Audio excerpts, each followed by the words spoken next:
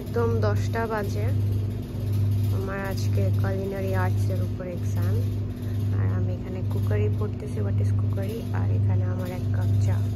যদিও চায়ের কোনো দরকার ছিল না, কিন্তু আমার মনে হচ্ছে যেহেতু আমি আজকে পড়াশোনা কিছুই করি নাই, তো অবশ্যই আমাকে চা খাইতেই হবে।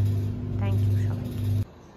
ঘটনা হচ্ছে পরীক্ষা চলতেছে, এই জন্য কোনো গুছগাছ করা নেই, সব কিছু এরকমই এলোমেলো গরু ছাগলের মাথা হয়ে আছে।